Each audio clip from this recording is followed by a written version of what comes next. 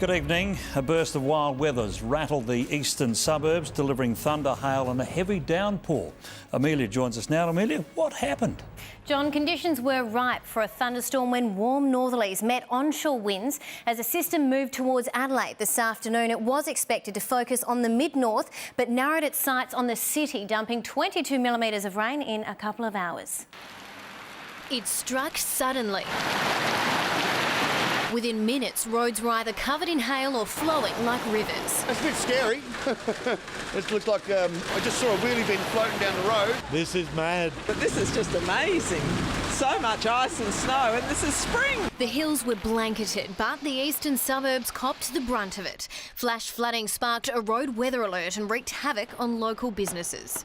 Suddenly, it's all dripping all over the shop, water everywhere.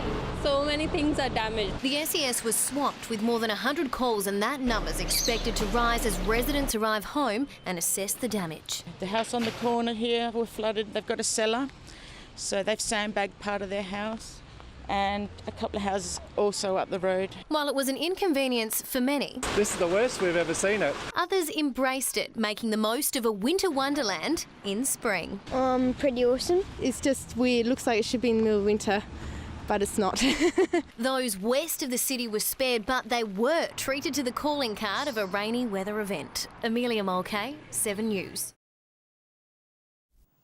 Landholders in the Samson Flat fireground are being urged not to cut down burnt trees, but instead to embrace their regeneration. The new growth's taken many by surprise. Residents say it's brought them hope. The scars run deep through the scorched Adelaide hills, but amid the devastation, there's new life. Everywhere you look, buds are bursting through burnt bark. It's really nice. I mean, it really is a good example of how the Australian bush comes back from fire events. The blaze was so intense in some parts, many believed it'd take years for the country to recover.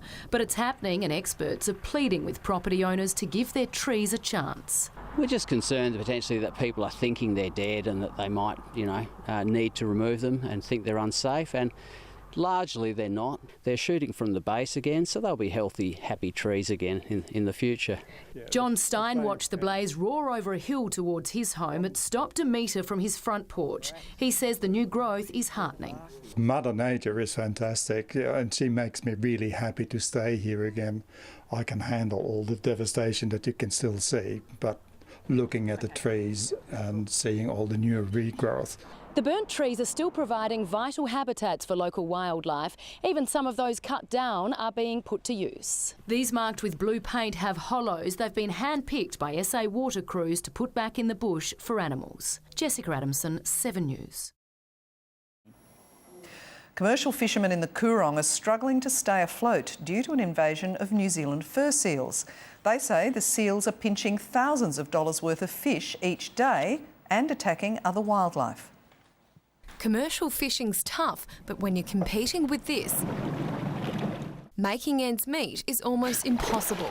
It's cut our fish numbers down completely in half. Put a lot of time and effort into making your nets, and then to go out there and then they're just ripping holes in them and taking the fish out of them as well. New Zealand fur seals were first spotted in the Coorong in 2007.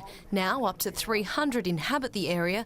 Each one consumes up to 5 kilos of fish a day. The seals aren't just making fishing unsustainable in the Coorong. Locals say they're also affecting the environment. The balance of nature has all been unbalanced. An unbelievable number of birds that are being consumed or maimed or injured by seals.